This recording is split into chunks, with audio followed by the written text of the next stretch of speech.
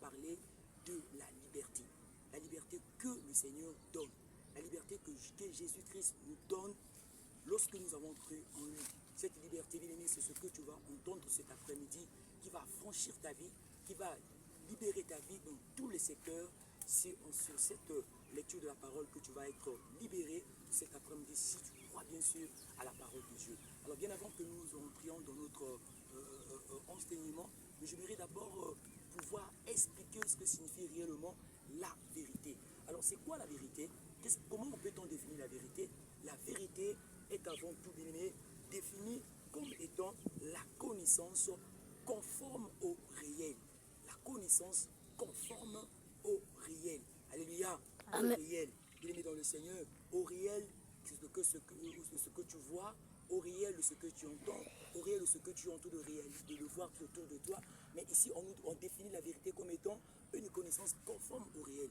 Et la vérité aussi est définie comme étant une expression sincère. Alléluia. Donc, bien aimé dans le Seigneur, par là, on est de comprendre que la personne qui a la connaissance, c'est Jésus. La connaissance que tu dois comprendre, que tu dois écouter cet après-midi, c'est la connaissance de la personne de Jésus. Cette connaissance, elle est réelle.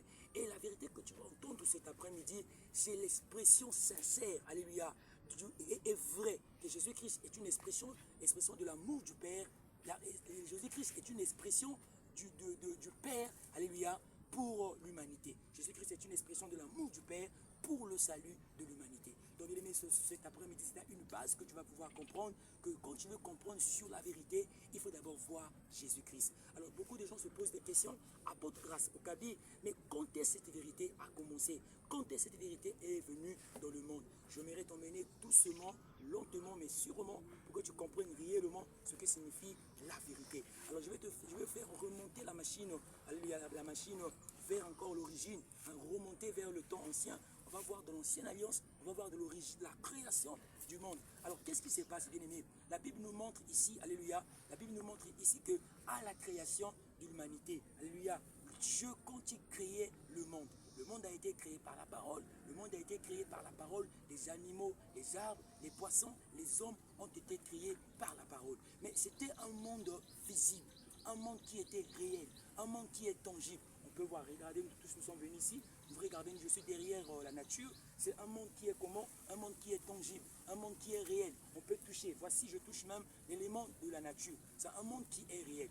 Alors ici maintenant on voit ce que Dieu a créé, voici la création que Dieu a créée, les arbres, ceci existe pour témoigner la grandeur de Dieu. Alors ici maintenant on voit un mystère que le Seigneur veut maintenant nous montrer dans ce lieu. Alors ici, la Bible déclare, je vais vous inviter à revenir encore une fois de plus à la création. On va prendre, bien aimé, le livre de Genèse chapitre 1er, alléluia, Genèse chapitre 1er. Qu'est-ce qu'il est écrit dans le chapitre 1er? Regardez d'abord le Genèse chapitre 1, verset 1, il est écrit: au commencement, Dieu créa les cieux et la terre. Alléluia. Dieu créa les cieux et la terre. Donc les cieux ont été créés par Dieu. Et la terre aussi a été créée par Dieu. Alors écoutez maintenant, quand Dieu a créé les cieux et la terre, alléluia dans le Seigneur, est-ce que tu peux d'abord dire Amen? Quand Dieu a créé les cieux et la terre, alors Dieu dans son amour, il n'a pas voulu que la terre soit informe. Dieu n'a pas voulu que la terre soit vide. Alors la Bible déclare ici que Dieu dit que la lumière soit. Je suis dans le verset 3 de Genèse 1. Dieu dit que la lumière soit et la lumière fut. Alors ici, regardez, ici on nous montre que Dieu dit. Donc ici c'est la parole que Dieu a libérée. Dieu dit c'est le souffle qui est sorti. Alors c'est ici maintenant, oh bien-aimé, on voit maintenant l'apparition de Jésus. Dieu dit. Donc Dieu a libéré son souffle. Le souffle qui a été libéré, c'était la parole. Or, la parole, c'était Jésus qui a été libéré dès la création.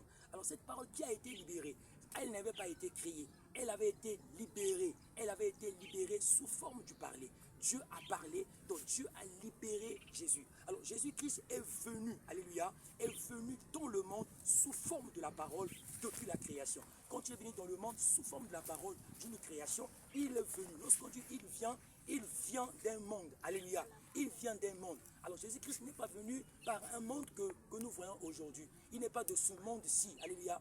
Ce monde visible. Il est venu d'un monde invisible.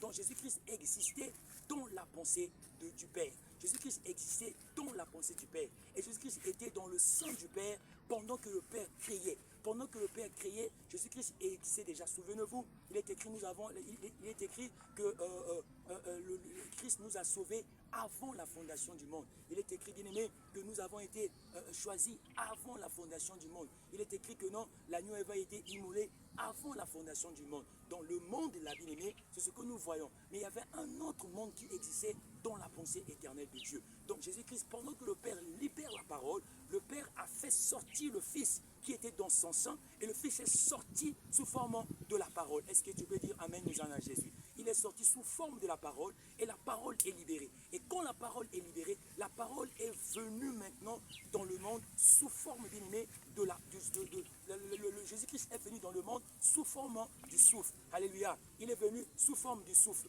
Quand Jésus-Christ est venu sous forme du souffle, alors Jésus-Christ maintenant est venu dans le monde. Mais cette parole n'était pas bien aimé, n'avait pas le corps. Cette parole était juste le souffle de Dieu qui opérait. Mais les hommes ne pouvaient pas marcher. Les hommes ne pouvaient pas obéir. Voilà pourquoi, quand Jésus-Christ, Dieu a regardé cela, Dieu a dit maintenant, il est écrit que Dieu dit que la lumière soit. Donc Dieu a ramené Jésus-Christ à la création sous forme de la lumière. Dans cette parole, la parole contenait la vie et la vie a produit, bien aimé, alléluia, cette vie a produit de la lumière. Alors quand Christ est venu sous forme de la lumière. Est-ce que, bien aimé, on peut acclamer d'abord le Seigneur? Il est venu sous forme de la lumière. Alors quand il est venu sous forme de la lumière était